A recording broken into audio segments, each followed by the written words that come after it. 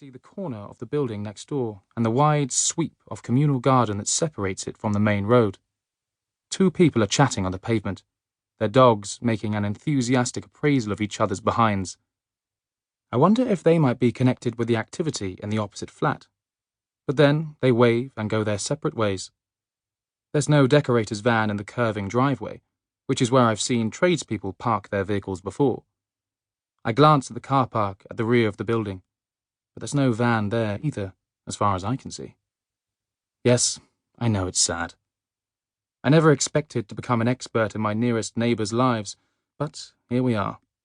I'm not proud of it, and I would be mortified if anyone spotted me. But it helps. It helps to know the world is spinning on beyond these four walls. It's a promise that I'll see it again, that my own life waits there, just out of reach.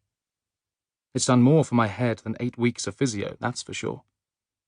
I look up from the road to the window of the flat opposite. My breath catches. Someone is standing there. They have their back to the window, but I can see a dark ponytail and a paint-splattered t-shirt that might once have been a souvenir from a rock gig. Two hands appear at the small of their back, the shoulders rolling in a stretch. I imagine the satisfying crack of vertebrae coaxed back into line, and I'm instantly jealous. Turn around. I want to see their face. I'm ashamed and fascinated at once. It is none of my business who owns the ponytail and tall t-shirts, and yet I want to know. I'm guessing it's a woman, but from this angle it's impossible to tell. Whoever they are, they look tired. I see it in the heavy lock of the shoulders, the slow progress of the stretch. I know how that feels. I thought we said no looking out of the window. When I turn, Tanya is standing in the room, hands on hips, like my mother does when she's about to deliver a bollocking. Better knuckle down then, until it's done and she goes away. When I look back an hour later, the flat is dark and the windows closed.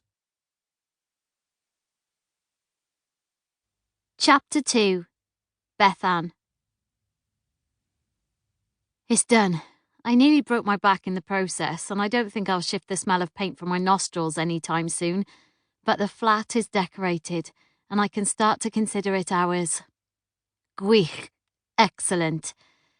Now I just need to make it feel like home. Everything is white. Boring, maybe, but better than the weird magnolia beige the previous tenant had.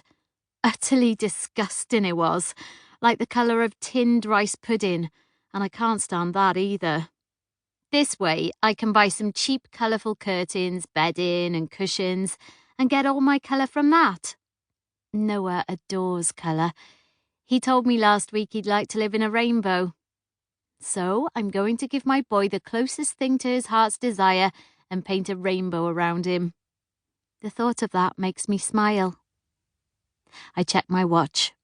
30 minutes until I'm due to pick him up from Michelle's. Thank heaven she stepped in and had him to stay last night. Without her help, I don't know what I would have done. And thank goodness my new landlord was okay with me redecorating the place before we moved in. I think he was relieved, to be honest. That yucky beige and the last tenant's gross mid-wall floral borders, I think they used super glue to stick up, were a nightmare to get rid of. So I saved him the trouble. Landlord brownie points are important in my experience. Now the space is closer to the potential I saw the first day I viewed this flat. The light is incredible, and being on the end of the building means 3 corners of windows. No more having to put lights on in the daytime, trying not to think about whether we could afford it. It's dry too. No telltale black spots or heavy smell in any of the rooms.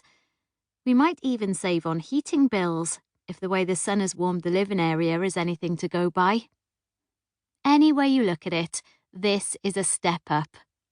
And 30 minutes to myself, now that's a luxury. I fill the kettle and set it to boil, fishing out the remnants from the hobnobs packet that's been dinner, breakfast and lunch for me while I've been working.